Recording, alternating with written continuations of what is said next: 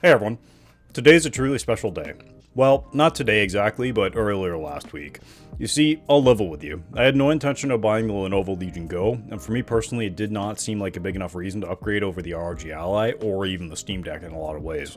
I was more than happy to see another major player enter the handheld space, and it is my hope that many more companies will follow suit and bring their own spin or flavor to the device. I'm still holding out for an Alienware or a Dell device as well as an MSI, potentially Gigabyte. I don't see why they wouldn't at this point, I just pray that the devices don't get stagnant. Which brings me to the Lenovo Legion Go. This is a highly interesting device in a lot of ways, but I think it's lacking in some. We'll get into all that, but there's a little disclaimer that I feel I should include first. Now, I said in the beginning that it was a special day. I say that because this is the first time for the channel that I have dealt directly with the manufacturer in securing a device to review. I contacted Lenovo directly, personally last week, and essentially made myself a case in hopes of getting a potential loaner unit or something similar. Now, I was absolutely floored when I received a reply from their team asking for my info to receive not just the Lenovo Legion Go, but also a pair of the Legion glasses. To speak more personally, it is a huge achievement not just for the channel, but for myself as well, as it is definitely validating in a lot of ways to know that I'm doing something worthwhile. Now, with all that being said, whenever I receive a product for review, no matter the cost or category of device, I always maintain my ethical practices and do my absolute best to keep any biases in check. That means in this review, we'll go over the facts of the device as they are, while trying to keep subjective and objective matters separate. I will always try my best to verbally acknowledge this, such as if I say something like, well, the device comes in many color options. Personally, purple is my favorite color, so I would choose that one. I hope by just verbally acknowledging this at the beginning of the video, that it helps quell any fears that I've become a sellout or a shill. I know it will be absolutely impossible to remove every bit of bias or personal emotions, and I'll try my best to remain impartial when looking at this device as well as any others. I can't help that I'm excited for this opportunity, and I hope you can understand that, but that will not dilute my opinion or sway me ever on giving a favorable review to something I don't think deserves it. In terms of the deal with Lenovo, there is none. They sent over a reviewer's guide which highlights their specs, gives a brief of the features of the device, and I'm not sure if I'm allowed to show any of that, but for the sake of the review, I will not. My rep from Lenovo said I was free to reference it if I wish, otherwise absolutely everything is left to me. There's no pre-approval process or anything of that nature. Everything good and bad mentioned, they are my thoughts alone, and as well, no money exchanged hands. And since we're on the topic, might as well shill even harder, I do want to give UGreen a shout out, as they had sent over their RG GAN chargers, as well as their 140 watt Nexode GAN MagSafe charger. In just 30 minutes, it will get your MacBook Pro from 0 to 65%.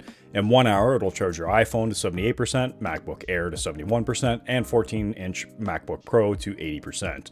Included with the 140 watt charger is a cable rated for 240 watts, and although I personally didn't use this for charging a laptop, I instead took advantage of the multiple ports offered on the 140 watt charger and the 65 watt robot charger to charge my handhelds and some lights on my set. With the single port 30 watt robot GAN charger, I use that to keep a charge on my GoPro or phone when filming. What is nice though is that because of all the various chargers I have around the house, I didn't even need to unwrap the included charger with the Legion Go, as I already have all my charging points set up in the house with appropriate cable length for each. It is something that I would highly suggest you invest in for yourself. Maybe not all at once, but definitely take advantages of some sales going on, like UGreen's current Black Friday sale, where products can be had for up to 50% off. Whether you're looking to expand your charging capabilities, or if you don't know what to get for someone for the holidays, they should have a product within your budget range of what you're willing to spend. Feel free to check out the links in the description below for more info. Getting into the package Lenovo sent me, I received a big brown box containing the Legion glasses loosely packed inside. As well, there was another box inside similar to the likes of the ones that the Steam Deck is shipped in. Opening up this box reveals the Lenovo Legion Go packed with some decent durable foam. Now, I'm not sure if the retail Best Buy units come with this brown box or just a black box of the Go. Either way, it's minimalistic but reminiscent of a laptop box. Definitely not as flashy as the ASUS ROG Ally. Inside, we'll find to the right the 65 watt included USB-C charger, and something stupid that I want to highlight as well, that underneath the console there's a little trapdoor compartment that I think would have been perfect for something other than warranty service. I know the console comes digitally with 3 months of Xbox Game Pass, but if it could have been a printed code or even a cute little welcome note stuffed inside there instead, I think it would have just been a delightful little surprise when opening it. But I digress. Getting into the opening of the actual case, it's covered by a sleeve with branding and quick comics of the different gaming modes you can use the device in.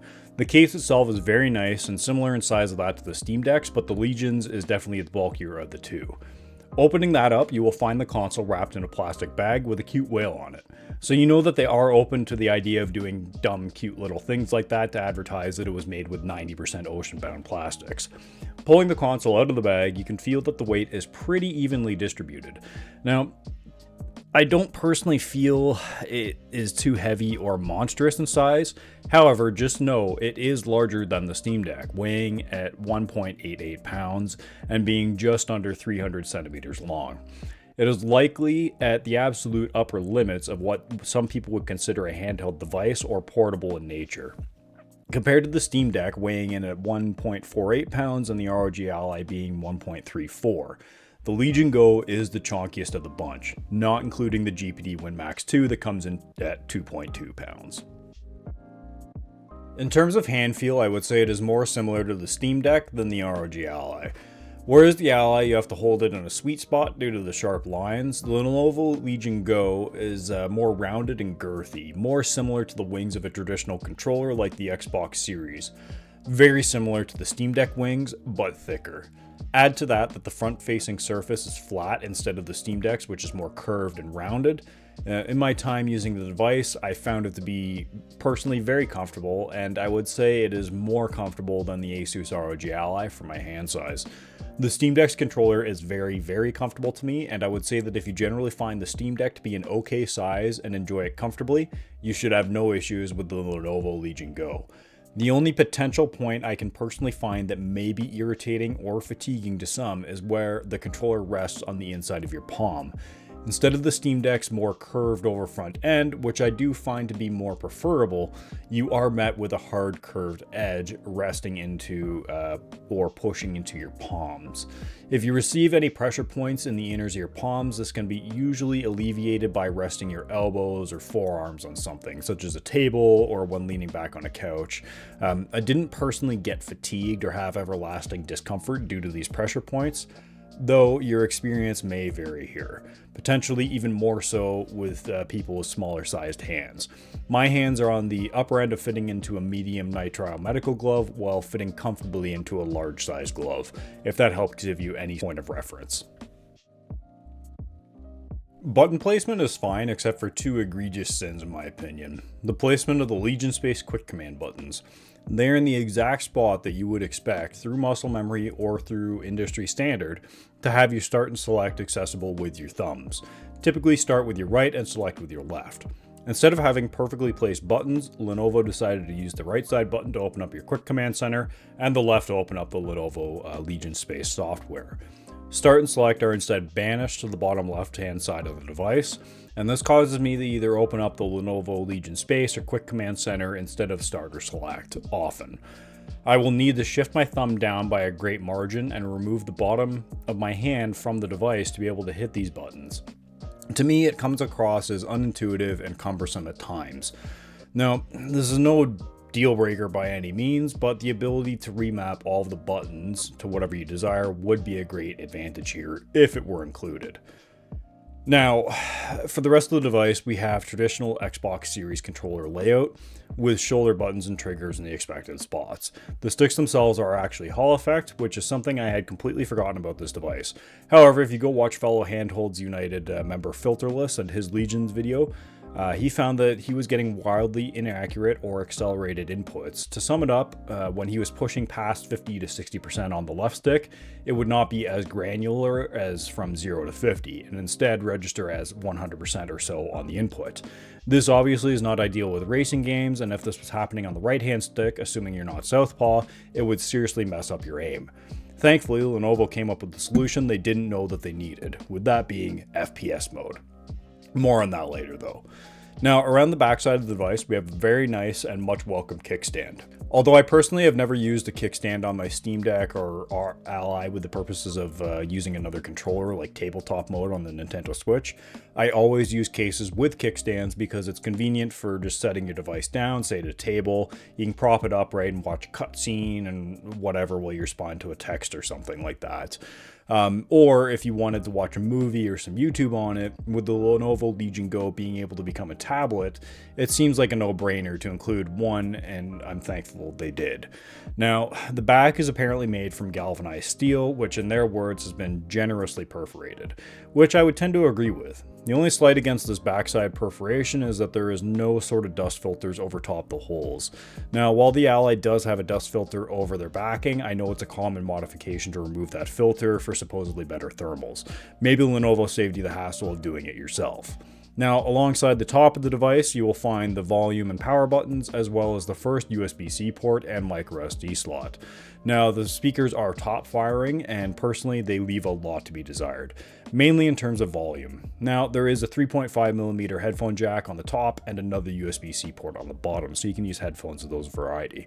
Both USB-C ports are Thunderbolt capable through USB 4, and now getting to the back of the actual controllers, we have some programmable secondary buttons labeled Y1 through 3, with 2 being located on the left controller. I find the top left side button and lone right side button to be the most useful or thoughtfully placed buttons. I do find that my ring finger and pinky will kind of rest and press on Y2, and thankfully these buttons don't do anything by default, but if I were to use them, I would not set the lowest left side button to anything, and you may find you don't apply as strong of a grip as I do, thus not activating them at all, so you might want to use them. Now, I do find the triggers to be a strong suit of these controllers, and the way that they curve and sharply flare out, I find is a perfect resting space for my fingers and have no troubles actuating them at all. However, the comfort and feel of the controllers are 100% subjective, and your mileage will absolutely vary. On a potential rare point, or perhaps soon to be an extremely common point, to reference Filterless's video review again of the device, he personally found the triggers would pinch the skin on his fingers, thus leading to a less than enjoyable experience for himself. I bring this point up to highlight that everyone's comfort level will vary. There's unfortunately not a one-size-fits-all option when it comes to something like this. My suggestion would be to try and demo it in a Best Buy or local store if you can, otherwise buy it from a place that has a generous return policy if possible. And then finally, we have the inclusion of the trackpad on the right-hand side controller. I tried to go on this device completely blind, and in doing so I found out that the trackpad is a non-clickable one. This seems like a small thing, but if you're used to the Steam Deck's trackpads or any modern trackpad on a laptop, your natural instinct would be to press it in for a click. Doing so will only result in disappointment, and again, it is a minor gripe, but another point in against going convention. You can do both left and right clicks with this pad by either tapping or long pressing, and honestly, not much else from what I can tell. I know a lot of people are and were excited for the inclusion of trackpad on a Windows handheld device, but to me it almost feels like an afterthought, and quite honestly, I ended up treating it as such. Quite frankly, I forgot it existed often. Coupled with, for me at least, it being in an awkward position to reach, like similar to the start and select buttons, having to kind of take my hand off and go downward a bit, I often omit using it and would never dream of using it at all in a game other than to click something in an options menu.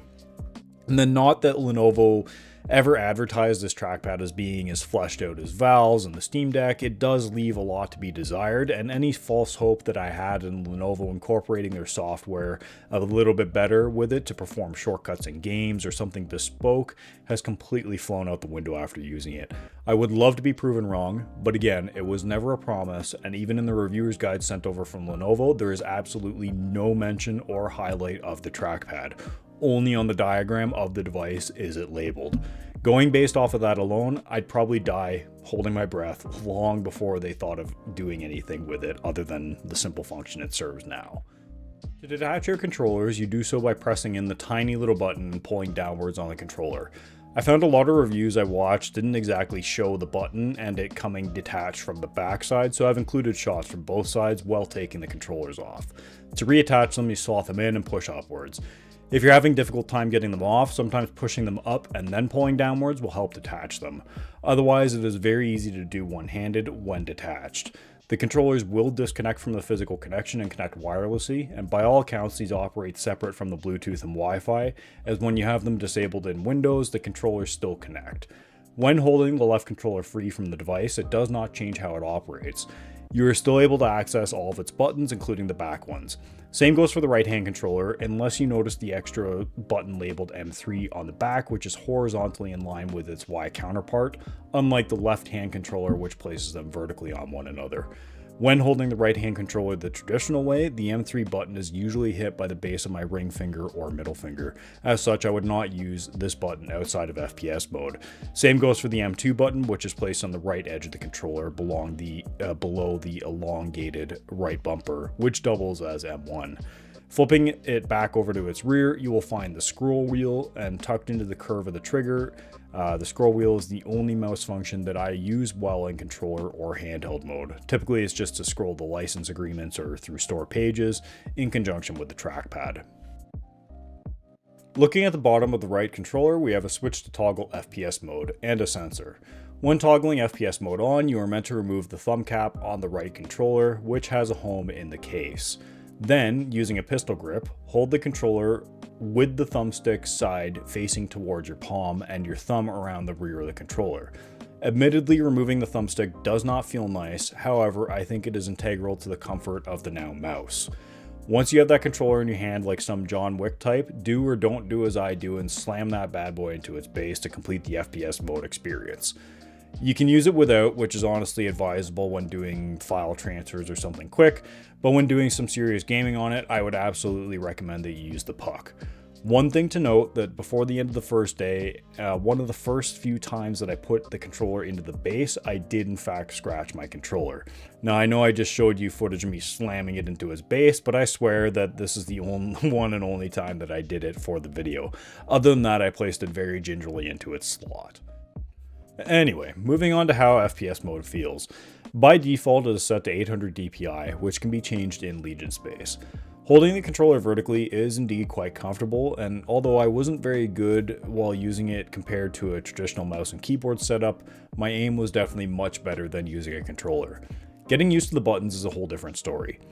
The way they are set up by default doesn't honestly make too much sense in my mind. In my mind, the left hand still wants to operate as if you're holding a controller. So naturally to sprint, you would think to click on the left stick. Now that will do nothing other than hit the M key on your keyboard. Shift is dedicated to the left trigger. Now left control for crouch, sometimes. That one is one of the Y buttons, the D-pad is numbers 1 through 4, and the left bumper is to reload. Jump is also thrown in there as well. Now, the inclusion of some keys makes sense, like R space left control. Others, like the number keys, do not in certain games. On the right controller, we find the 2 mouse clicks and the M3 button, which is set to the side of like a mouse button. The scroll wheel is clickable and will operate as intended, and pressing down on the trigger like some detonator will hit enter on the keyboard, which is typically in game how to open a chat box, which would make sense if you had a physical keyboard. Otherwise, I think it should have been G or E for use keys or grenades, something like that. Odd layout aside, I find it is okay to use in games like Call of Duty or Halo, but as soon as you play something like Battlefield or I'm sure PUBG or Tarkov, you would likely run out of usable keys. Now, for instance, like I just did not have enough keys to do certain actions, going from a potential 18 keys in handheld mode, including all the back and side buttons, down to, for me, at least 12 buttons, plus the scroll wheel, and if I were to include the Y3 button on the right controller, that would bring us to 13. In addition, when playing games like Battlefield that have specific controller support, some buttons will pull double duty, like changing your fire rate or toggling your attachments. Something you just can't do with the controls in FPS mode, at least with most control schemes in games. Another great use for this may honestly be for RTS games or strategy games. While I don't play them personally, I know there are some that are more mouse-based, and I'm sure you could probably get by quite comfortably in certain games. And feel free to correct me if I'm wildly wrong on that though. Now, lack of buttons aside, when using FPS mode, I generally found the mouse to be very ergonomic. Ultimately, I feel as though there was some bias on my part going into this device with respect to FPS mode and its usefulness, or if it was even warranted. If I were to play a competitive shooter, I would play on a desktop or laptop, not a handheld. So the inclusion of the FPS mode was definitely not a draw or feature I was excited for. After having used it though for some time now though, I would say that it is generally a good experience when playing arena-based shooters. Anything more technical and you could find yourself not having enough key mappings. My aim and precise movements were definitely way more accurate than compared to a controller. If you're grease lightning on a controller already though, this feature will likely never be a draw to you. Getting into everyone's favorite, the specs. If you didn't already know, the Lenovo Legion Go, or LEGO, is powered by the AMD Ryzen Z1 Extreme chip, which is an 8-core, 16-thread processor. This is the exact same chip found in the ASUS ROG Ally, and the CPU will come with a base clock speed of 3.3 GHz while being able to boost up to 5.1. You will likely never see this though, unless perhaps using eGPU through one of the USB-C ports. Unfortunately, I don't have a Thunderbolt-based eGPU to test it with, so we'll just leave it at that. The GPU on the chip is the RDNA 3-based 780M, which can boost to 2.7 GHz. Moving to the RAM, you get one option, and it is unfortunately 16 GB. It is faster with 7500 megatransfers compared to the Ally 6400. However, on a Windows handheld device, I would much rather have 32 GB of RAM than fast RAM. As increasingly more and more games are demanding more and more VRAM and system RAM. If you were to dedicate 8 GB of RAM as VRAM with a 16 GB, that leaves you with 8 GB left over, which for some games is not enough to run certain texture settings. The Lenovo Legion Go is set to 3 GB dedicated out of the box, but that can be changed to a predetermined levels in the BIOS. You do not have full control and cannot set 5 or 6 GB VRAM like on the Ally, which are extremely popular to use and will often give better performance or stability than 4 GB dedicated. There is an apparent leaked BIOS that will allow for more control, but I wouldn't advise seeking that out and just wait for an assumed official update in the future allowing such. For storage options, we have 512 GB or 1 TB. The 1 TB option, at least in the US, is a $50 upgrade, which I would say is generally worth it unless you already have a bigger SSD laying around or were planning on upgrading beyond 1 TB. Do note that the SSD size is 2242, compared to the Ally's 2230. Now, my unit came with the 1 TB option. And on a quicker note, opening up the device is a breeze. With only 6 screws on the back, replacing the SSD is a little bit trickier as you do have to unpeel some tape, and the battery plug is a little bit awkward to unplug and to get back in. At least that's how I personally found it. If you want an in-depth guide on how to do it beyond this, please do check out OkestGamer's video, link in the description, on how to clone and swap your SSD. Now, getting on to potentially one of the more controversial points of the device, the display. The display is confirmed to be pulled from the Lenovo Y700 gaming tablet, which curiously I cannot find on their site, just on places like AliExpress. And this display sports an 8.8-inch WGXGA display, which also comes with a resolution of 2560 by 1600 or 2K resolution roughly. This unfortunately is a portrait-based display, which means if you play older titles and sometimes newer titles such as Red Dead Redemption 2, you will either not be able to start the game or have a very wonky window only taking up a portion of the screen. This can be fixed though through tools such as Borderless Gaming, which can be found on GitHub and Steam. However, it is just another barrier to overcome when using this device. If you're not an avid PC gamer, or if you have never dealt with a situation like this before, you may be left scratching your head for a few moments, or just assume the game is broken and not play it altogether. The display is a 16:10, just like the Steam Decks, which means you'll either have a taller picture in games that support it, or black bars along the top and bottom in ones that don't. Now, unlike on the Steam Deck, the black bars aren't nearly as distracting due to the panel being a much better quality one, at least when you're comparing it to the Steam Deck LCD. Now, this screen will hit a claimed 500 in its peak brightness and will reach 97% coverage of the DCI-P color gamut, which in nerd terms results in a very color accurate display if you care. As well, like on the Ally, you have the option of switching between 60Hz or up to 144Hz on the Go or 120 on the Ally. Unfortunately, this display is not VR capable, and this will result in a less clean image at times. When moving the camera in some games, you can see tearing or judder due to the fluctuating FPS and not being able to match one for one with the panel. If you have a locked FPS at a higher frame than 60, you likely won't notice this. However, these handhelds often come with the crux that a lot of games will run up to but not above 60 FPS. Indie titles or 2D based games, sure, but going through anything more recent and you'll find that you're often in the 30s or 40s or just not getting a lock 60 and dipping from like 60 to 45. A VRR panel helps smooth these jittery moments out, and while I'm not saying it'll make 30 FPS feel like 60, the drops are just visually not felt or perceived as much versus a panel without. Am I saying you'll have a bad time with this display without VRR? No, absolutely not.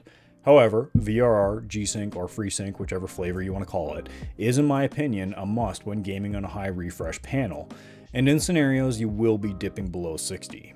I would say at higher, more sustained frame rates it's not needed but still appreciated. Now, to some, they will never notice this and be happy without it. Another shocking amount will likely only ever play at 60 Hz, not because they want to save battery life, but simply because they don't know what it is or how to change it. Others simply won't care, and that's fine as well. I would say though that objectively, it is better to have VRR than to not. Please feel free to roast me on that point as well. The Ally includes LFC or low frame rate compensation, which works down to about 25 or 28 Hz, I believe, which will also help smooth out the picture and motion clarity when VRR is not working. Other than the display being portrait-based and not including VRR, I think it is a very fine display. I personally take no issue with the color representation, and I feel the contrast of the screen is acceptable, certainly miles better than the Steam Deck.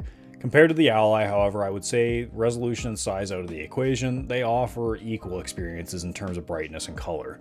Both displays are capable of that kind of like pop factor where it seems like the image is painted on the screen, although not nearly as often as a proper OLED panel. But I don't think you'll be disappointed with this one. If you don't plan on running a screen protector on it either, it is running Gorilla Glass 5 on it. Now, one thing that does not pop on the handheld are the speakers. Thank God for the singular fan around the back and it being pretty tame even at full blast. Otherwise, I don't think I would be able to hear my game audio. They are seriously quiet. I would say almost at half the rate of the ROG Ally. Honestly, at 50% on the Ally compared to the Go, the Ally still wins for me. Now, I have no issues using onboard speakers and rarely, if ever, use headphones on a handheld. However, you would think, due to the competitive nature of this device, you would get a louder set of speakers. I honestly hope the next mainline manufacturer to come up with a handheld device includes quad speakers. It's kind of becoming commonplace on some tablets and would definitely be a great addition to a handheld, at least for the user. Now, I won't embarrass myself by using a phone-based decibel meter, but please take my word for it, they are quiet. I did try to download Lenovo Vantage and adjust the speakers from there, but it didn't recognize them. I also fiddled around with Dolby Access and the Realtek Media control panel, and I found honestly no kind of real noticeable difference in loudness. And with the case of Dolby Access, it did introduce crackling in certain games, no matter the wattage setting. There are third-party EQ control apps, but to get more volume out of the speaker will often result in clipping or crackling of the speakers, not to mention you run the risk of blowing them. I'm sure there's some Reddit post somewhere with the best EQ settings for these speakers, but honestly, even adjusting for better clarity wouldn't help the real lack of volume, which is what I desire most out of these. The Go sports a 49.2 watt-hour battery that supports super rapid charge. It claims it delivered 0 to 30% charge in 10 minutes, and after just 30, you'll be brought up to 70, while full charge takes a claimed 80. In my testing of the Lenovo Legion Go in like-for-like conditions at a 15-watt TDP, it lasted about 2 hours and 11 minutes.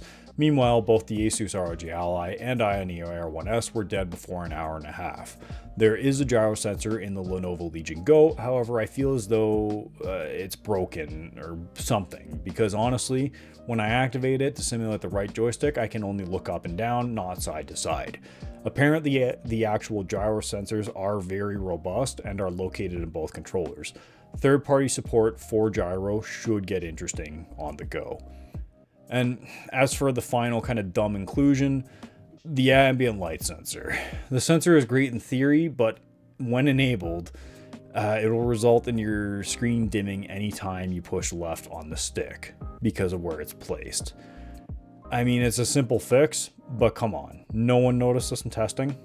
On a quick side note, there was no official battery life given to me for the controllers, but in my testing, your device will be long dead before they are. Similar to Switch, they charge through little connectors in the rail. Unfortunately, unlike the Switch, they cannot operate independently of each other, and that means no split screen Mario Kart and like kind of simpler whatever retro games. Very quickly touching on the setup process, if you have set up a Windows device recently, you're not in for any surprises. Although I didn't find a need for it, having the inclusion of the mouse might make it easier, and just be aware that there is a section where you can register your email with Lenovo. In the same spot, there is mention of McAfee. Don't install that. Now, when it comes to what makes or breaks a handheld, oftentimes is the software included or OS used. In the case of any recent Windows handheld, we are left with Windows 11, for better or for worse. You get the advantage of not having any sort of compatibility issues with games, typically, for instance, being able to play like Destiny 2 on the go versus not on the Steam Deck. Because Windows was not built for this form factor though, we are left with what the manufacturer has given us. I know you can go and download third-party ones, like Handheld Companion and things like that, but for the purposes of this review, I will be judging the Legion Go based on Legion Space alone. With that being said, there are things to honestly like and love about the Legion Space. However, I think for the most part, Legion Space is kind of half-baked at this moment. Right from the start, I was left with a bad taste due to the abnormally long startup time of the application and its needless animation afterwards. Say what you will about Armor Crate on the Ally, at least it starts up quickly in my experience. Now, I'll separate it even further from like Legion Space from the main application and the quick command panel. So pressing left Legion button will open up the full application. From here, you're shown sensible things like shortcuts to your library, settings, and game store launchers. And you're also shown things like Android games, which will take you to the Amazon Store tool to emulate Android games on Windows. Now, personally, I do not play Android-based games at all. However, this is a cool addition, and it hopefully brings more light to the fact that you can play Android games on Windows 11. There are also shortcuts to Cloud Gaming and Games Planet Game Store. Pressing Cloud Stream will launch a web page to the Xbox.com site. Not really useful. You can use other game stream platforms apparently, but you can't download it through their software. Going to the Game Planet's game store is fine, I guess, if you're American, and I assume they've partnered with them or own the store or something like that. There seems to be like okay prices on some games, but I would honestly just buy my games elsewhere. The egregious thing about this game store is how invasive it is on the home screen of the Legion Space. Looking in the recommended tab and game categories below the shortcuts, you think that the recommended tab would include games that you own, and when you select them it would launch your game or like bring you to Steam or something to download it. But nope, you're just brought to the page for the game on Games Planet. This amount of in-your-face advertising is quite annoying, especially for those that again reside outside of the US. To be fair, ASUS does the same thing on the ROG Ally, and the Steam Deck is essentially just one big advertisement for Steam. However, at least for the Ally, you have to go out of your way to kind of find it in a separate tab. There is some advertising, but it's not as egregious and not as often. Now, going to the library section, you'll find all of your installed games, and I didn't seem to have any issues with the games getting recognized. The only issue I had was that some games would kind of swap artwork, or like the artwork would apply to multiple games.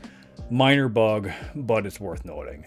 Now, what you won't find here is any sort of game like options or per game control options, meaning you can't set specific controller layouts based on the game. You can't change any buttons in the controller mode except for the Y on the back, and those are limited to Xbox inputs. Clicking on the option of each game will only allow you to delete them. Heading into the settings for the device, we are given a variety of options all laid out nicely on the left-hand side. You'll find things for performance, network, Bluetooth, and whatever. There isn't really anything standout or noteworthy here, to be honest, but under the performance tab, you will find the thermal mode or performance modes.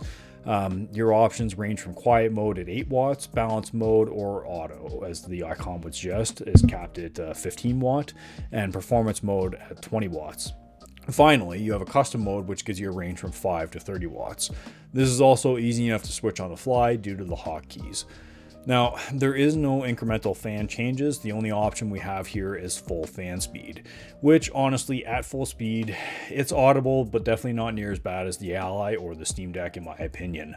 Lastly, there is an option to toggle RSR or Radeon Super Resolution, which as far as I can tell doesn't really do anything. I think it allows for RSR to work as an idea, but in practice I could never get it to work on the go. Popping into the display tab, we have resolution options, which give the 16 by 10 equivalents of 720, 1080, and 1440p, relatively speaking. The refresh rate options are 60 and 144. Now, under the controller section, you will find vibration intensity options, and you can update the controllers from here and go into the mapping profile where it will let you set those Y and M buttons, or when you're in FPS mode, if you flip it on, you can do that. In here, you'll also find the toggle for your gyro controls.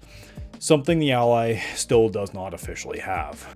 If you flip into FPS mode while in this menu, you can change all of your buttons to keyboard functions, and as well you'll find the DPI setting in here for the mouse. Unfortunately, there is no on-the-fly DPI switching or even access to it in the quick menu.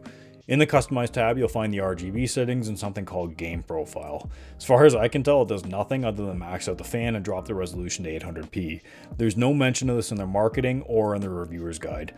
The download section is the path the Lenovo Legion Space downloads, like the launchers and stuff too, or whatever. And outside of that, like I said earlier, there isn't much here. One final thing to note is on the bottom left-hand side of the screen in the Legion Space, you will see the word menu.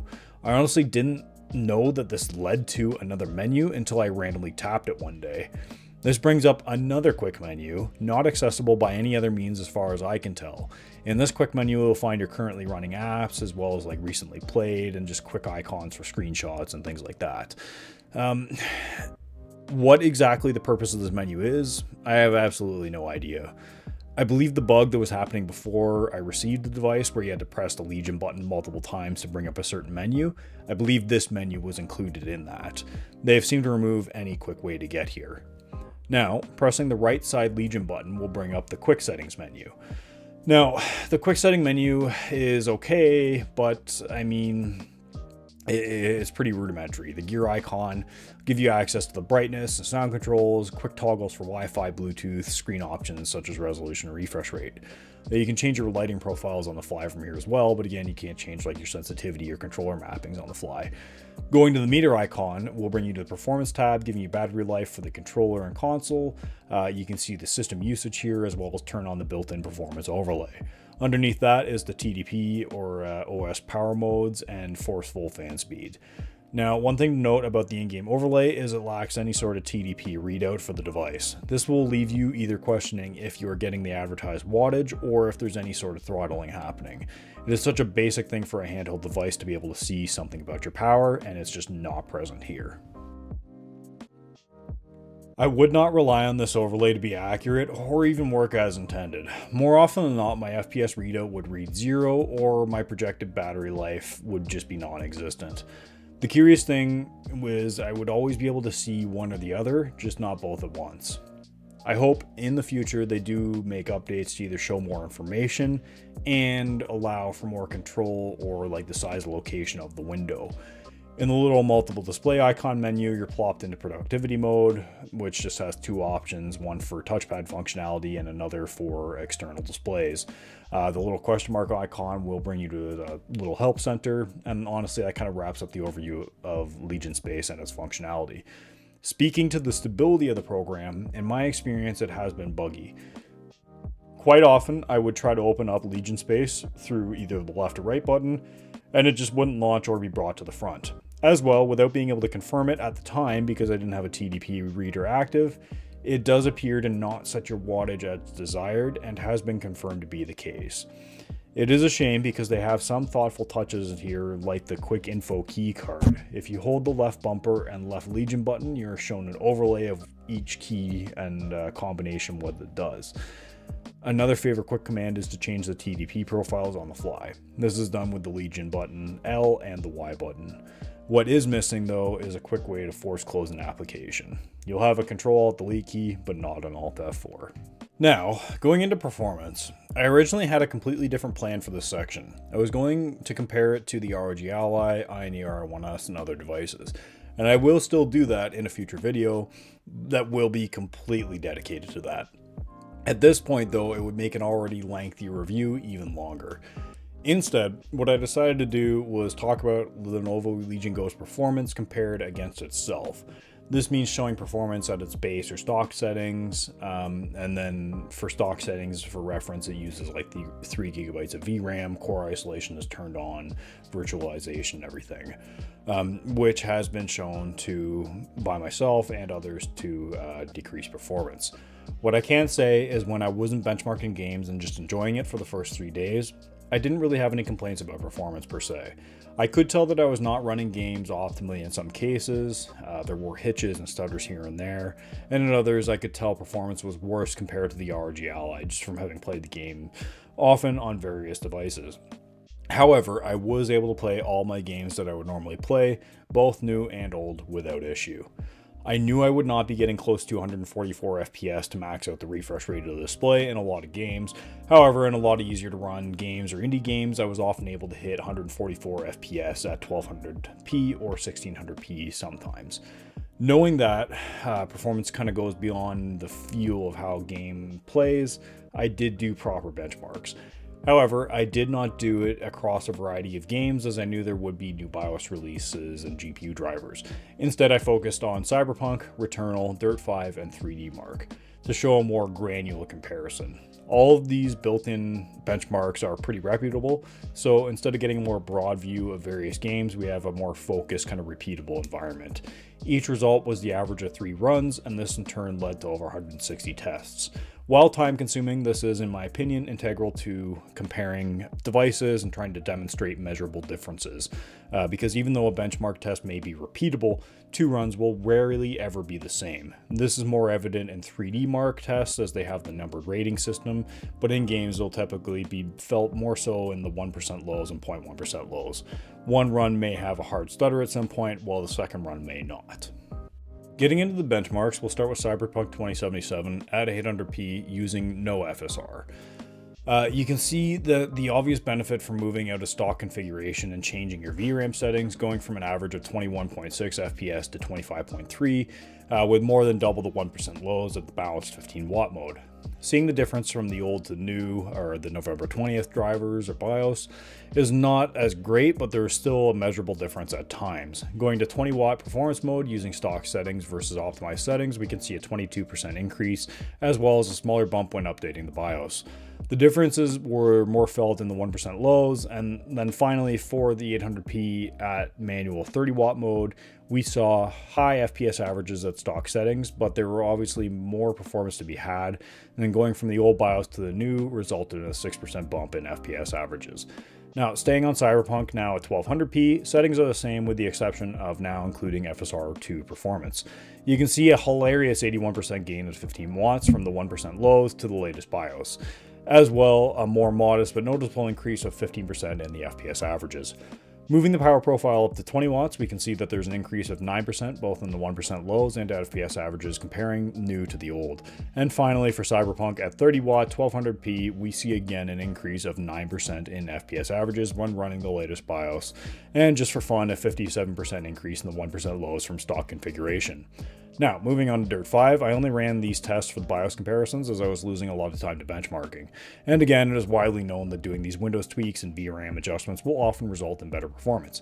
Having said that, we can see that there was a pretty substantial gain in BIOS updates alone. At the 15 watt setting, we saw an increase of 26% to the FPS averages, and at 20 watt mode, we saw a 32% increase. Keep in mind, I did have RTSS running at all times to monitor power profiles. Now, lastly for games, we have Returnal. Same thing as Cyberpunk, 800p, no FSR, 1200p with FSR2 performance. At 800p, we saw an increase of 16% from stock to the latest with efficiency mode, often producing better results. At 20 watt, we saw a jump of 9%, and 30 watts saw a 7%. Moving to 1200p, I only ran the test for performance mode and manual, as I assumed balance would probably not have a decent chance of running it well. Interestingly, when moving to 1200p and introducing FSR, we saw a shift in performance favoring the stock setup. At 20 watt, there was a 6% decrease when moving to the latest optimized setup, and at 30 watt, there was an even steeper 12.3. This is quite curious and something worth possibly investigating in a future video. To my knowledge, Returnal is a very GPU heavy game. To me, it just doesn't make sense that the performance would be better with less VRAM dedicated. Then finally, for benchmarks, we have 3D Mark using the Timespy test. This is a synthetic benchmark, and we saw these results, noting that we typically saw better performance using the efficiency mode and that the latest BIOS update did decrease performance in this benchmark. Now again, I will be comparing the Lenovo Legion Go to other devices in the future. However, I figured this would kind of just be a way to highlight that even though there are many reports and videos out there that the ASUS ROG Ally performs better than the Go, that just like the Ally, the Go should get better over time. As I have been able to show, at least with Cyberpunk and Dirt 5, the performance did get better with the latest BIOS updates, not to mention with a proper GPU driver update might potentially yield. There are still performance bugs to be worked out, and the fact that the TDP control doesn't work properly is a huge pain in the butt. Not that you would be able to monitor it anyway in the stats monitor window. But if anything, Lenovo has been very active and very vocal with the community, providing updates and giving roadmaps or timelines on certain features and fixes. This is in stark contrast to ASUS when the Ally launched, in my opinion. Getting towards the end of the video now, what are the pros and cons of the device? Honestly, this can be, and in some ways is very subjective. For instance, the screen is a big pro for me. It is large, bright, and crisp. I think it's a very excellent way to enjoy many games. However, with that screen size comes the overall size increase of the device, which to me is not bothersome at all. However, to a lot of people this will be. As such, ultimately I would say that the screen is a very big positive, with the asterisk that it comes with a bigger device.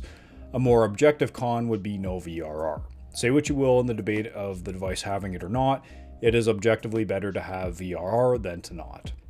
I personally feel that any handheld coming out with a high refresh panel needs to include this moving forward. A pro for the Go is FPS mode, but at the same time a con. If you are heavily into FPS games and can only have one device or place to game, you will likely have a good time with this and perform much better than versus with a controller.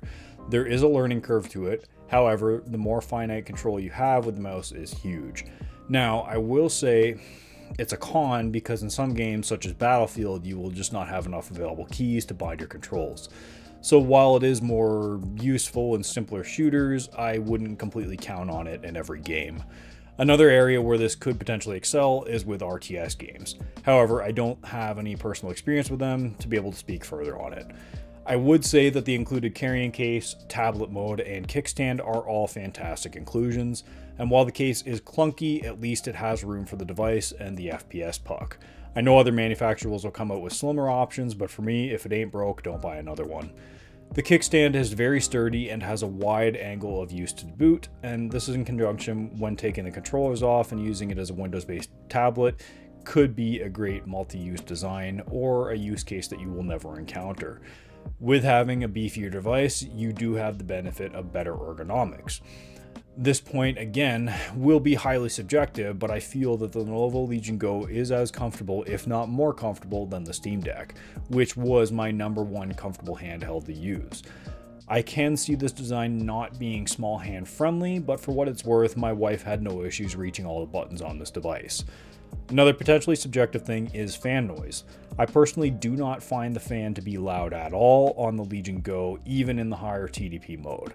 When toggling them on at max, they are audible, but obviously then I personally would say that the Go is the quietest versus the Steam Deck and the Ally. Coupled with not ever needing to use the max fan mode, you will likely have a pretty okay time with it, I think. There have been wide reports of coil whine from the fan, and Lenovo has stated that if you are experiencing it, to contact them. Personally, I have not experienced it, but I know of others who have. The design of the Legion Go, I would say, is pleasant looking, and while I do think the ROG Ally looks better, I know a lot of people who would disagree. I think the more industrial look of the Legion should please a wider audience, and as well it likely won't show the dirt and grime over time like the Ally does. Speaking to more cons, this is more the software being one big con, but to highlight a few issues would be the lack of TDP info on the performance overlay, as well in my experience the FPS readout and battery ETA not working. The overlay does not assume full control when in use, and you will make inputs to your game in the background. As well, oftentimes, I have had Legion Space work in the background while playing a game. It was accepting inputs and changing settings in Legion Space. while playing my game, and then it would just pop up saying, oh yeah, you want to change your resolution or do this or that. And as well, not being able to control the fan speed is a big con, but something they said that they'll work on. A lot of these cons can and likely will be fixed within a few months, much like the Ally. It will get better over time. Speaking of things that can't be fixed or changed are the back buttons. For me personally, I don't ever use them in games, and I found these ones, especially on the right controller, to be especially distracting. As well, I think Lenovo should have worked on or offered an optional kind of controller dock, like the Nintendo Switch, putting them in to perform like a proper controller. Thankfully, there are people out there making 3D prints and mods for them, but it would have been nice to have an OEM option. Another miss is the lack of memory options. I think the next go-to mainline Windows device will be the one with 32 gigabytes of RAM as an option, and as a way to kind of like future-proof themselves and ever so slightly. But also just being able to comfortably and without sacrifice run their games with a dedicated 8GB of VRAM. This has been extremely beneficial in some games, especially as the resolution increases. If the device supports any type of eGPU, this would be a huge benefit in that regard, as you could use a handheld as a workstation replacement. And then finally, the last pro and con I have is the price. In the US, it is even with the ROG Ally at $699 with 512 gigabytes of storage. For $50 more, you can pick up the storage with 1TB on the Lenovo Legion Go, and again, I think in a lot of cases, it's worthwhile. You'd be hard pressed to find storage cheaper than that to get the equivalent whatever. Now, I say it's a con for the price because in certain areas, namely Canada, the Legion Go is more expensive. The Ally is $899 in Canada, while the Legion Go is $949. I would bet that in other areas that this is the same, just simply due to conversions. So in some buyers' case, it may not be a matter of whether or not the Legion Go is better than the Ally. It instead will be, is the Go worth $50 more than the Ally? Not to mention the fact that with Black Friday prices right now in Canada, you can get a brand new Ally for $699 or $599 in open box. At that price comparison, it is a no-brainer to go for the Ally in my opinion. In the US, the sales don't seem to be as steep, but the same rules apply with it being cheaper to get than the Go. That is simply because it's just had more time on the market, and it's honestly a shame that they launched the Go near Black Friday, as I think a lot of people were waiting to see what deals could be had with the Ally before deciding on the Go or the Ally. Is the Lenovo Legion Go worth it over other options? It depends on which companies you're comparing it against. If we're to be comparing them only against mainstream kind of manufacturers, that would leave us with the Steam Deck, both LCD and OLED, as well as the ASUS ROG Ally. When looking at a device, I will usually ask myself if I had only one handheld, which would it be? If I were to need and want only a Windows handheld, we would be left with the ROG Ally and the Legion Go from mainline companies. If I was in the market where both devices cost the same, sales not included, I personally would be more inclined to go with the ROG Ally, knowing that it has the SD card issues, which apparently have been rectified in latest RMA fixes. Now, my main reasoning for this is that I personally value the VRR screen over a bigger size or higher refresh. Although I find the Legion Go to be more comfortable than the Ally, and it undoubtedly has better battery life compared to the similar form factor handhelds, in my use case, I'm almost never far from outlet or a battery bank though, so having the most battery life is not immediately important to me.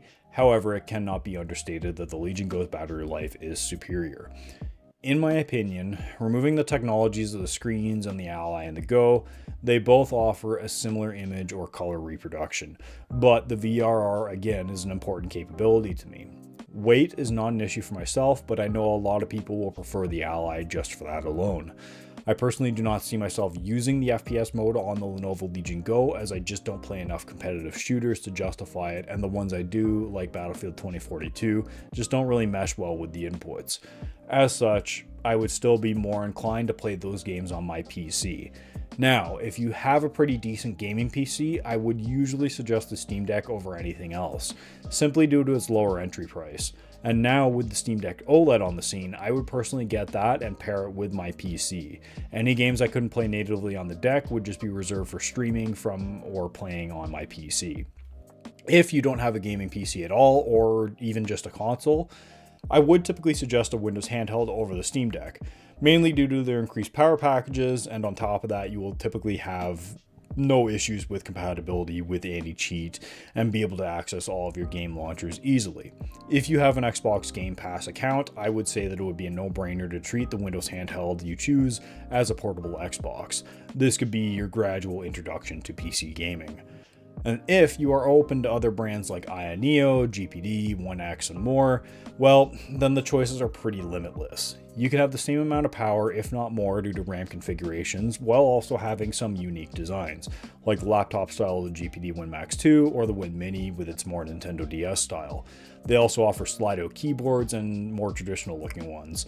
The downside typically with these companies are that they can be unreliable at times, and if you have to deal with any type of warranty service with them directly, be prepared to pay an arm and a leg and potentially not even get your device back due to it getting lost in shipping. Personally, I have not had an issue with the hardware of these devices I've bought from Ayaneo and GPD, but I've read plenty of horror stories online, so it's just something to be aware of. Unlike Lenovo or ASUS, you can deal directly with them or their service partners, and if you buy it from a store like Best Buy, you can have additional warranties through them. At the end of the day, it is your money and you will follow whatever feels right to you. I would say that for a certain set of buyers, I'm sure this is the perfect device for them, but I feel personally that corners were cut to achieve their vision. Things like the lack of VRR or even a fingerprint sensor on the power button that just begs for one, the subpar speakers, and more are personally just sins to me. Again, though, some or all of these points might matter to certain people and for others it won't. As it stands right now, though, I would say that the Ally is generally the better buy, mainly due to the price reductions we've seen and currently have. You won't see price cuts on some smaller brands, so expect to pay the same as or more than the Ally and Legion Go at full price. However, if you are very heavily into FPS games and are often wishing you could have better aim or stability versus what you can achieve with the joystick, this is a very cool and purpose-built device for that. If that seems like a gimmick to you and you're not really interested in the Ally, I would say just wait.